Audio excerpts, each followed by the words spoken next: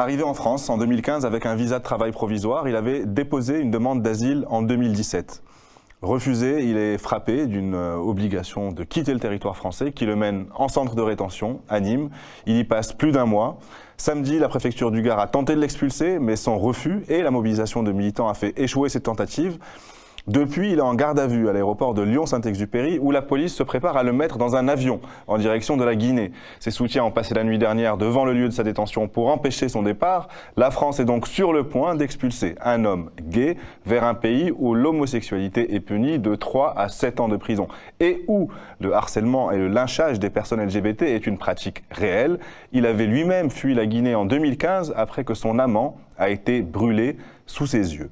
Pour en parler, nous accueillons Nathan Boumendil. Bonsoir Nathan. Bonsoir. Merci d'être avec nous. Vous êtes membre de l'association Aide, vous travaillez au plaidoyer. La mobilisation a finalement payé, semble-t-il, puisqu'il était prévu qu'il soit mis sur un vol cet après-midi. Ça n'a pas été le cas. Voilà, ouais, c'est ça. Du coup, toute la journée, en fait, on a contacté les différents politiques, les différents ministres pour maintenir la pression. Il y a eu plus de 15 rassemblements qui ont été tenus dans différentes villes, dans à peu près toute la France. Et en effet, voilà, on a fait échec à son embarquement aujourd'hui. Lui aussi s'est opposé. Donc là, il est en garde à vue. Donc on a peu de nouvelles de lui, vu que garde à vue, pas forcément de portable avec soi. Voilà, donc on n'a pas trop de nouvelles sur son état de santé, voilà, que ce soit physique comme mental. On imagine que là, 2 tentatives d'expulsion à la chaîne, ça doit quand même pas être facile pour lui. Voilà, ce qu'on sait là, c'est qu'il doit passer en comparution demain.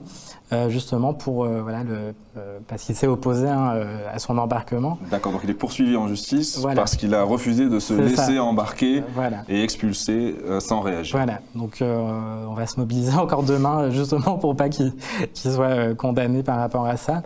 Ouais. C'est vrai qu'il a passé plus de 40 jours en centre de rétention, c'est très difficile.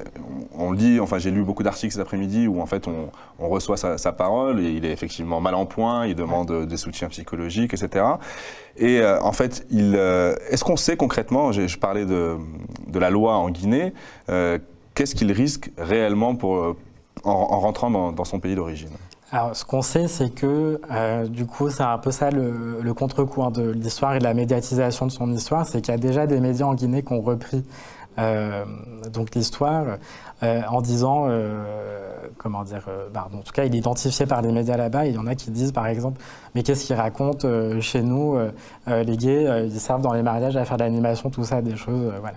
Sauf qu'on sait très bien qu'il y a de la répression. On a énormément en France de gays ou de bisexuels qui sont originaires de Guinée, qui demandent du coup l'asile en France et qui, pour la plupart, sont acceptés. Voilà. Et donc on sait que par rapport à la loi, oui, il encourt, en tout cas par rapport à la police de la prison, sinon des violences. Ça c'est sûr et certain, vu qu'il est déjà identifié là-bas, déjà avant de partir. Mais là maintenant encore plus, quoi. Le souci dans ce pays, mais dans beaucoup d'autres pays dans le monde, parce qu'on le sait, on peut le voir là sur la carte, il y a une partie des pays du monde où l'homosexualité est reconnue, c'est-à-dire ni pénalisée ni criminalisée, où parfois même des unions civiles ou des mariages sont permis, mais puis il y a encore beaucoup de pays où c'est criminalisé, comme on peut le voir, soit par la prison, parfois même par la peine de mort dans certains endroits, où c'est criminalisé sans application de la peine de mort. Reste que ce sont les aspects législatifs, légaux, mais il y a aussi des risques sociétaux, c'est-à-dire que le lynchage dont on parle, on a vu beaucoup de vidéos sur les réseaux de lynchage d'homosexuels au Maroc, par exemple. Donc il y a quand même un risque qui est au-delà de la loi, un risque dans la vie de tous les jours, notamment lorsqu'on a été identifié par la presse. Exactement, voilà. Donc il n'y a pas besoin qu'un pays ait une législation qui soit homophobe ou transphobe pour qu'il y ait des violences et en fait, que l'État soutienne les violences et en fait laisse faire la police quand c'est la police qui est responsable de ces violences ou laisse faire les habitants. Aussi très souvent, c'est les familles qui vont séquestrer, torturer donc les membres de leur famille qui sont homo ou trans. Voilà, donc il n'y a pas besoin de ça. Justement, alors, pour venir sur un projet de loi qui est en débat actuellement, justement, c'est une question qui est importante, cette question de législation homophobe dans les pays d'origine ou pas. je vais vous expliquer. Alors, donc, ce qu'il faut voir avec la loi Asile et Immigration qui arrive, c'est qu'il y a un peu, il y a 3 grosses mesures qui vont vraiment compliquer le parcours des demandeurs d'asile. Donc, l'allongement de la durée de rétention. De 45 à 90 jours. Exactement. Donc là, par exemple, la Moussa en est à peu près à 37 jours. Donc, il faut qu'il tienne encore 7 jours sans se faire expulser avant que, du coup, on soit obligé de le libérer. Voilà, donc là, il subit le supplice pendant 45 jours de s'opposer à ça. Là, ça va être jusqu'à 90 jours, voire même plus. Hein, alors qu'on sait que c'est 15%, 10% des personnes qui sont éloignées qui restent en centre au-delà de 10 jours, une semaine. Donc en fait, c'est une mesure d'allongement de la rétention pour un tout petit nombre de personnes. Ouais, et c'est aussi pour garder la main sur les personnes et pour les expulser, pour faciliter les expulsions. Donc ça la première grosse mesure. Mais ça peut aller jusqu'à même 135 jours. Parce que, par exemple, alors là, c'est très dangereux pour les personnes qui sont malades. Donc par exemple, porteuses du VIH ou autre. C'est ce que dans le projet de loi, ils appellent les mesures dilatoires. Donc quand une personne fait appel, par exemple, à un médecin, le préfet peut considérer ça comme une mesure dilatoire faite en fait pour retarder son expulsion et peut rallonger encore de 15 jours, sa rétention. Quoi. Donc on crédite manifestement de beaucoup de bonne foi les exilés qui sont en centre de rétention. Et du coup, ça veut dire que les gens en centre de rétention vont hésiter à aller voir le médecin, alors même qu'ils en auraient besoin. Donc je ne vous raconte pas déjà que c'est une catastrophe sanitaire, les centres de rétention. C'est comme des prisons en pire pour migrants qui ne disent pas leur nom. Quoi. Donc là, ça va être assez catastrophique. Et donc, en plus de cette mesure, si je peux rebondir, du coup aussi c'est le raccourcissement du délai de demande d'asile qui va être quand même pas mal raccourci et aussi de recours. De recours, absolument. Voilà, donc ça va laisser encore moins de temps pour justement les gens dans le cas de Moussa qui ont subi des violences, pour qui c'est compliqué de parler de leur homosexualité, leur bisexualité, de leur transidentité, parce qu'ils viennent d'un pays où on n'en parle pas. Voilà.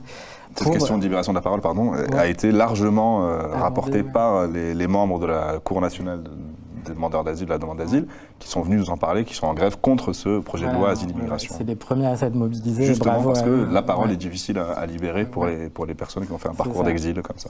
Du coup, voilà, c'est plein de mesures comme ça qui entravent en fait ce droit qui est quand même international. En fait, pour vous, le projet de loi Asile-Immigration, non seulement pour les migrants en général, pour les exilés en général, est clairement qualifié de indigne et criminel par le réseau Étudiants sans frontières qui défend Moussa aussi à Nîmes.